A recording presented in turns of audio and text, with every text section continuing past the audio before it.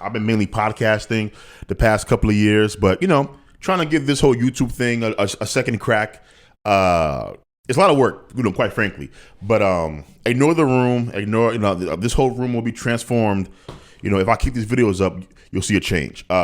Today's video, by the title, I pay too much for public transportation to deal with all of the bullshit that I'm forced to deal with as I ride public transportation. And this hit me the other day as I was coming home from work, and I was like, you know what? I should talk about this because, let me zoom in a little bit, sorry. I think that I've become so normalized to the bad service offered by the MTA that I've kind of, shut up and take it my own self. I've begun to accept that, hey, you know what? I should have to deal with, people who are out of their right mind walking off through the subway.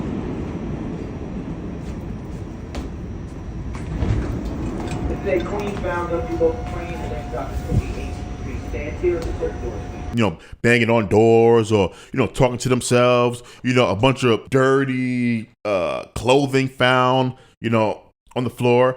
Dog, I was on my way to work one time and I got on the 6 train and there was a man who was laying down, sleeping underneath the seat with his feet hanging outside of it in front of the door. Routinely. In the morning time, if you're on your way to work, you'll find people who are homeless, sleeping on the seats where people could be sitting and no one does anything about it, including me. So, but again, I shouldn't have to do anything about it, right? And so as I've been watching these things happen, of course, this has been happening all my life as a public transit person, but it's definitely either gotten worse or because I'm older now, I notice it more, which, could be either or. This video is kind of a call to action, or maybe just even I see you, to my fellow New Yorkers who feel the same way, and you're wondering, what is happening here? How did we get here? And to be quite honest with you, we got here because we have accepted that this is kind of a normal part of being a New Yorker. But really, when you look at other cities and you look at public transportation in other cities, both in America and in other countries, you realize, no, this doesn't have to be the case, right? Like, there's nothing about mass transit that says, yeah, because this is mass transit, you have to accept a certain level of feeling unsafe, feeling dirty as kind of the cost of admission, in addition to the $2.90 that you're paying to ride the public transportation. And no, we don't. We don't. And I'm here to say we don't. Now, we are, though, because we refuse to push back, but we do not have to accept this. And I'm not accepting it any longer, right? I was, looking up online the other day because they be having hearings and stuff, public hearings. Now, I don't know if it's city hearings or if the MTA has their own hearings, whatever.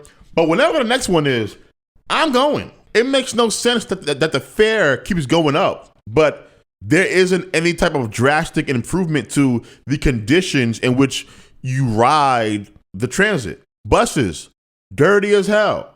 Trains.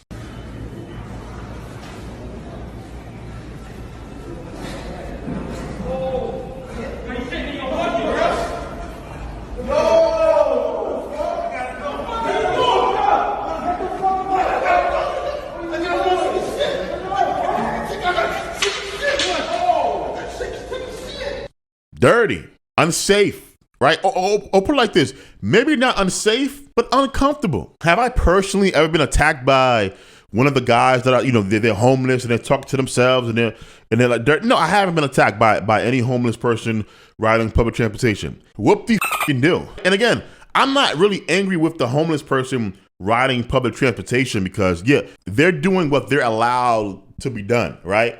A lot of the times you hear from people who are homeless, they don't like the homeless shelters offer because, they're unsafe or they have curfews. The curfew part, I don't really care as much. I mean, if you don't have a place to live, you kind of have to accept the rules. But the unsafe part, whatever the reasoning is, they'll tell you they don't like, the public housing, the homeless shelters, right?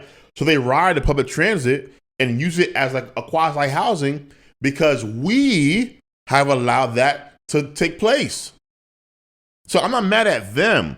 I'm mad that us as citizens, right? If you are a fair paying citizen, you are paying for a service, we have accepted that as long as I don't get stabbed, that's good enough. But it shouldn't be. Yes, homeless people on the train aren't dangerous per se, but they make the ride unpleasant.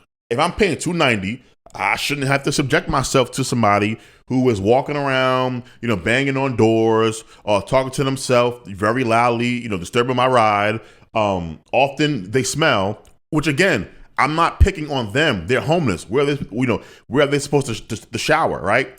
But that's not a problem I should really have to care about if I'm somebody who's riding the train in the morning. My train ride that I'm paying for, I'm paying the fare, should be pleasant. It should be decent. When you look at other public transits in the country, in the world, what you will see is the quality of some of these places is a lot better than it is in New York City. I should be able to pay $2.90, get on a train, have a pretty decent ride to work, which is about 40 minutes, maybe 45 minutes of me being on the train. And that should be the stand. Sorry about that. And that should be the standard, not like a hopeful experience. But we have to demand that this changes. If we don't show up to like the hearings, if we don't take the surveys, right? I just realized that the MTA, puts out surveys, I think quarterly or at least like every year, where they kind of ask about satisfaction, how people feel about certain train lines, bus lines. I've never taken it. I will begin to take it. You're right. We have to become active citizens to kind of get this under control because, again, we're accepting a level of service that we shouldn't have to accept. And more importantly, I shouldn't have to accept.